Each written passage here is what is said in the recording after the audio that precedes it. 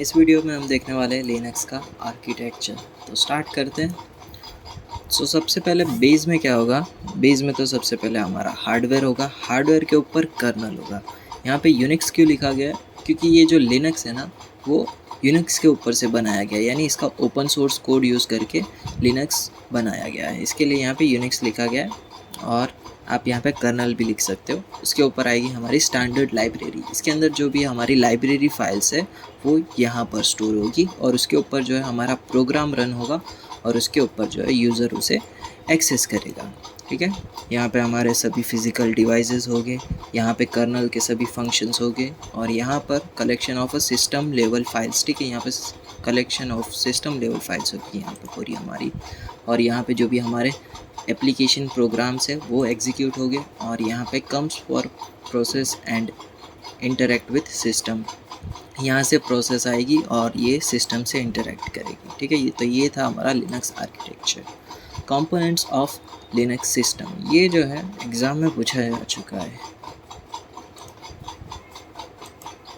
Okay, what are the components of Linux system, तो देखते हैं what are the components. Okay, पहला है हमारा कर्नल, कर्नल ही होगा। Kernel is the core part of a Linux. ठीक है, अगर आपको कर्नल की डेफिनेशन पूछे तो आपको क्या लिखना है, kernel is the core part of operating system. यहाँ पे हम लिनक्स के लिए देख रहे हैं, इसके लिए लिनक्स लिखेंगे। It is responsible for all the major activities of the operating system. ठीक है, ये रिस्पॉन्सिबल है सारी ऑपरेटिंग सिस्टम की एक्टिविटीज़ के लिए। It consist of various modules and interact directly with the hardware. Kernel जो है सीधा डायरेक्टली हार्डवेयर का एक्सेस कर सकता है, ये हमने पहले यूनिट में भी देखा था। ठीक है, system library, system libraries are special functions or programs using which application programs or system utilities access the kernel's feature. System library का यूज़ करके यहाँ पे जो भी प्रोग्राम और यूटिलिटीज़ है वो कर्नल के फीचर को एक्सेस करता है। Okay, this libraries implement most of the functionalities of the operating system. ठीक है, ये लाइब्रेरी का यूज़ करके ऑपरेटिंग सिस्टम की फंक्शनैलिटीज़ को इम्प्लीमेंट किया जाता है। And do not require the kernel modules code access right. ठीक है, यहाँ पे कर्नल मॉड्यूल्स, कर्नल के मॉड्यूल के कोड की यहाँ पे कोई ज़रूरत नहीं होती है। फिर सिस्टम यूटिलिटी, यहाँ पे हमें हमारे सारे सॉफ्टवेयर के प्रोग्राम्स आएंगे।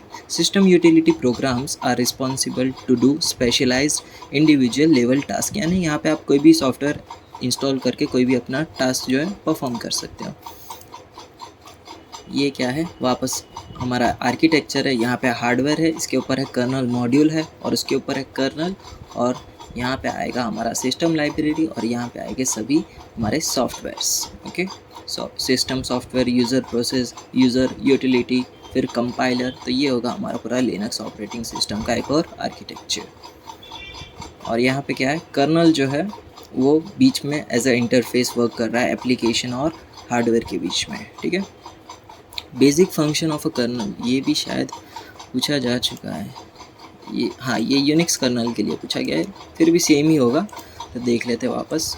व्हाट इज़ अ कर्नल के फंक्शन, पहला है रिसोर्स एलोकेट करना। ठीक है, manage the computer resources and give the access to the program, जिसको जिस रिसोर्स की ज़रूरत है उन्हें वो एलोकेट कर देगा रिसोर्स, जैसे कि CPU, मेमोरी और IO डिवाइसेस।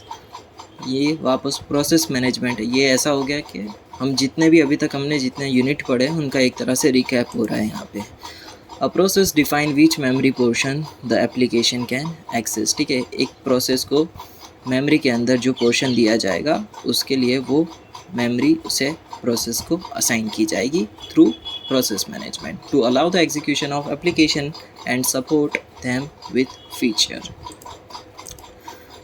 ये क्या है, ये अच्छा रिसोर्स एलोकेट कर रहा है, यहाँ पे इतने जनों को वो लिखा गया है, और यहाँ पे मेन मेमोरी में जो भी प्रोसेस आएगी वो यहाँ पर अपना डेटा पुट करके रिसोर्स लेकर फिर वो एग्जीक्यूट होगी। ये वही चीज़ है, सेम इसमें भी वही चीज़ लिखी गई है। मेमोरी मैनेजमेंट, ये भी हमारा चैप्टर का नाम है। It allows processes to safely access the memory when they required. जब भी प्रोसेस को मेमोरी की ज़रूरत पड़ेगी तब वो सेफली उन्हें एक्सेस कर पाएगी, जब उन्हें ज़रूरत होगी। Virtual addressing help the kernel to create a virtual positions partitions of memory into disjoint areas. Virtual addressing की मदद से कर्नल क्या करेगा, वर्चुअल पार्टीशन क्रिएट करेगा मेमोरी के और उसे दो डिसजॉइंट एरिया में डिवाइड कर देगा। पहला होगा हमारा कर्नल स्पेस और दूसरा होगा user space. Kernel space kernel के लिए होगा और यूज़र स्पेस जो है हमारे सॉफ्टवेयर या फिर एप्लीकेशन के लिए होगा। ओके, अच्छा ये हमारा पहले यूनिट का वो पूरा डायग्राम है कॉन्टेक्स्ट स्विचिंग का। ठीक है, ये वही डायग्राम है। आईओ डिवाइस मैनेजमेंट, ये हमारा 8 चैप्टर नहीं आईओ बफरिंग वाला चैप्टर है। Processes need access to the peripherals connected to the computer which are controlled by the kernel through device drivers।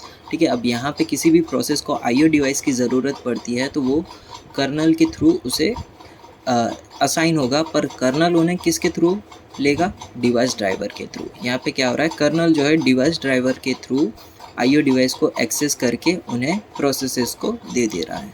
It is a computer program that enables the operating system to interact with the hardware devices. A kernel maintains a list of available devices. यहाँ पे colonel क्या करेगा, एक list बनाएगा और उसके अंदर जितने भी अवेलेबल डिवाइसेस हैं उन्हें मेंटेन करेगा। आईपीसी थर्ड चैप्टर, ठीक है, थर्ड या फोर्थ चैप्टर। इसमें क्या होता था, जो भी दो प्रोसेस रहती है वो आपस में जब कम्युनिकेशन करती है तो उस प्रोसेस को हम कहते हैं इंटर प्रोसेस कम्युनिकेशन। ठीक है, ये वही पॉइंट लिखा है। There are various approaches of IPC से semaphore, shared memory, message queue, pipe etcetera. ठीक है, ये सब चीज़ें हमने ये टॉपिक्स पढ़े हैं ऑलरेडी, वही है। ये आईओ डिवाइस का एक फ़ोटो है और एक ये इंटर आईपीसी का फ़ोटो है। शेड्यूलिंग, ये भी एक और चैप्टर था हमारा, पता नहीं 6th या 7th था। The kernel uses scheduling algorithm to determine which process is running next and how much time it will take. Kernel यहाँ पे क्या करेगा, शेड्यूलिंग एल्गोरिदम का यूज़ करके कौन सी नेक्स्ट प्रोसेस आने वाली है और उसे कितना टाइम लगने वाला है वो डिसाइड करेगा, डिटरमाइन करेगा। सिस्टम कॉल्स, फर्स्ट चैप्टर का last topic, and interrupt handling. System call क्या था, it is a mechanism that is use by application program to request a service from the operating system. System call क्या करता था कि जो भी हमारा प्रोग्राम है वो किसी रिसोर्स के लिए ऑपरेटिंग सिस्टम को रिक्वेस्ट करता है, तब जो मैकेनिज्म यूज़ होता है उसे हम कहते थे system call. System call includes the close, open, read, wait and write. ये सब उसके सिस्टम कॉल के वो है कॉल्स हैं। To access the services provided by the kernel, we need to invoke the related kernel function। ठीक है, अगर किसी भी सर्विस को एक्सेस करना होगा तो हमें उस कर्नल के फंक्शन को भी इन्वॉक करना होगा। ये शेड्यूलिंग का फ़ोटो है और यहाँ पे देखो, यहाँ से यूज़र प्रोसेस जो है एग्जीक्यूट हुई, उसने किसी सिस्टम कॉल का यूज़ किया। अब ये सिस्टम कॉल जो है यूज़र मोड से स्विच करके कर्नल मोड में चला जाएगा और कर्नल मोड जो है उस सिस्टम कॉल का रिप्लाई करेगा एग्जीक्यूट करके, फिर वो जो एग्जीक्यूट करके वापस उसे यूज़र मोड में भेज देगा और जो भी यूज़र ने रिक्वेस्ट की थी उसे वो रिटर्न कर दी जाएगी। Okay, security and protection management, 8th chapter. Kernel also provide the protection from faults and malicious behavior। Kernel जो है, जो भी हमारे यहाँ पर एरर या फिर फॉल्ट्स आते हैं या फिर वायरसेस आते हैं, उनसे हमें प्रोटेक्शन देता है, सिस्टम को, हमें नहीं सिस्टम को। One approach toward this can be a language based protection. ठीक है, आप यहाँ पे लैंग्वेज बेस्ड प्रोटेक्शन भी अप्लाई कर सकते हो कर्नल में। Here the kernel will only allow code that allow code to execute which has been produced by a trusted language compiler। यहाँ पे कर्नल क्या कर रहा है, उन्हीं कोड को एग्जीक्यूट करने के लिए अलाउ करेगा जो एक वेरीफाइड कंपाइलर या फिर ट्रस्टेड लैंग्वेज कंपाइलर के थ्रू प्रोड्यूस हुए होंगे। ठीक है, यहाँ पे क्या कर रहा है कर्नल, उन्हीं कोड को एग्जीक्यूट करने के लिए अलाउ करेगा जो एक वेरीफाइड कंपाइलर के थ्रू प्रोड्यूस हुए होंगे। ठीक है, तो इससे हमारा सिक्योरिटी और प्रोटेक्शन मैनेजमेंट वर्क करेगा। ये इसका एक फ़ोटो है। ठीक है, यहाँ ये देख लेते डायरेक्ट स्ट्रक्चर, ये भी एक बार जो है आ चुका है। यहाँ पे आप देखो कि file and directory management of a Unix operating system. और आई नोड क्या है, आई नोड और कुछ नहीं, आगे आई का मतलब होता है इंडेक्स और नोड तो नोड ही है। इंडेक्स का मतलब आपको पता है और नोड का मतलब भी पता है। और इसके अंदर जो भी आपकी फाइल और डायरेक्टरी होगी उसका खुद का एक आई नोड होगा और वो आई नोड के अंदर उनकी इंडेक्स वैल्यू होगी, उसे आप कहोगे आई नोड। ओके, तो पहले देखते हैं डायरेक्टरी स्ट्रक्चर। डायरेक्टरी स्ट्रक्चर में देखेंगे पहले what is a directory. Directory is a container that is used to contain the folder and file. Directory को आप फोल्डर भी समझ सकते हो। तो यहाँ पे डायरेक्टरी क्या है, एक कंटेनर है जो फोल्डर और फाइल को कंटेन करता है। It organize the file and folder into hierarchical manner. यहाँ पे जो भी डायरेक्टरी है वो फाइल और फोल्डर को हायरार्किकल मैनर में ऑर्गेनाइज करता है। यहाँ पे जैसे कि अभी हमने इसके पहले के वीडियो डिस्क कैशे में वो वीडियो देखा था ना, जैसे कि एंड्रॉयड के अंदर क्या होता है, जो भी आपका डिवाइस मेमोरी है उसके अंदर आप जाओगे तो उसके अंदर आपको बहुत सारे फ़ोल्डर दिखेंगे और उसमें होगा आपका एक एंड्रॉयड का फ़ोल्डर, डाउनलोड का, ठीक है। ये देखो, ये डिवाइस मेमोरी में गए, ये सारे हमारे एंड्रॉयड के डिवाइस स्टोरेज के पूरे फ़ोल्डर हो गए। उसमें एक एंड्रॉयड का फ़ोल्डर होगा, उसके अंदर 3 सब फोल्डर्स हो गए। और उसमें से अगर आप डेटा के अंदर जाओगे तो जितने भी आपके एप्लीकेशन इंस्टॉल है उनके फोल्डर हो गए यहाँ पर।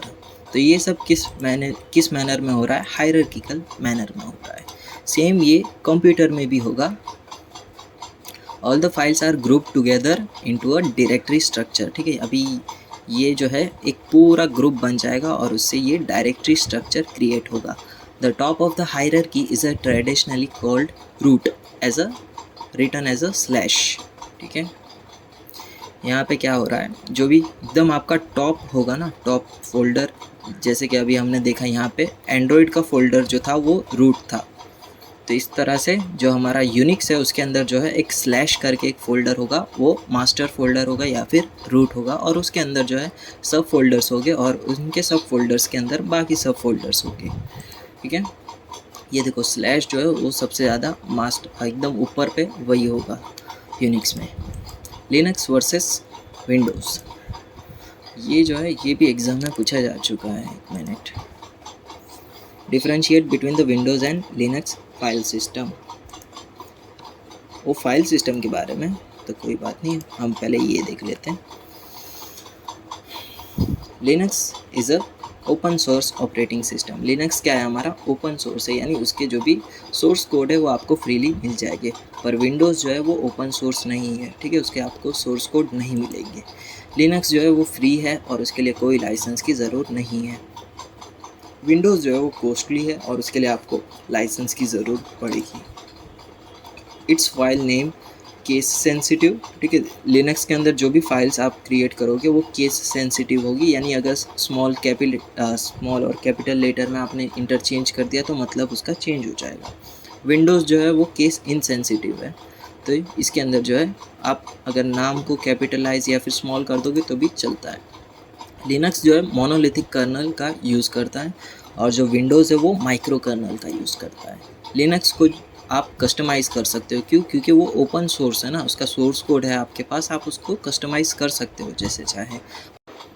नेक्स्ट पॉइंट है हमारा, there is a forward slash is use for separating the directories in Linux. Linux के अंदर जो है फॉरवर्ड स्लैश का यूज़ करके आप डायरेक्टरीज को सेपरेट करोगे और विंडोज़ में जो है आप बैक स्लैश का यूज़ करके डायरेक्टरीज को सेपरेट करोगे। यहाँ पे देखो, अभी आपने देखा था, यहाँ पर कहाँ गया ये देखो, ये हमारा फॉरवर्ड स्लैश है, इसकी मदद से सभी हम डायरेक्टरीज को जो है अपने अलग अलग कर सकते हो। और अगर हम देखने जाए अगर इसमें, ठीक है, तो यहाँ पे ये देखो इसके अंदर कौन सा यूज़ हो रहा है, बैक स्लैश यूज़ हो रहा है। तो इसमें जो है आप बैक स्लैश का यूज़ करके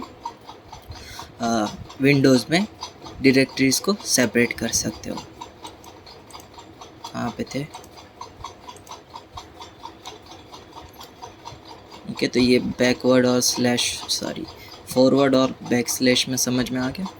नेक्स्ट है booting possible in either primary और लॉजिकल पार्टीशन, ठीक है। जब आप लिनक्स के अंदर सिस्टम को बूट करोगे तो उसका पार्टीशन जो है वो शायद प्राइमरी में हो सकता है या फिर लॉजिकल पार्टीशन में भी हो सकता है। यानी इसके अंदर जो बूटिंग की प्रोसेस होगी वो प्राइमरी पार्टीशन में भी हो सकती है या फिर लॉजिकल पार्टीशन में भी हो सकती है, पर विंडोज़ में जो है हमारे प्राइमरी पार्टीशन में ही बूटिंग होगी, ठीक है।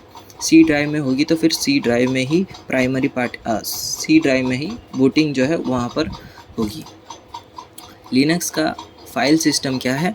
ext2, ext3 और ext4, ये सब जो है लिनक्स के फाइल सिस्टम है। विंडोज़ के फाइल सिस्टम आपने देखे होंगे, FAT32, NTFS, ये सब आप पेन ड्राइव आप यूज़ करते होगे ना, तो उसके अंदर आपको पता होगा कि ये FAT और FAT32 और NTFS फाइल सिस्टम जो है उसमें भी यूज़ होते हैं पेन ड्राइव में। ओके, तो यहाँ पे हमारे ये 9th चैप्टर की जो थियरी है वो ख़त्म होती है।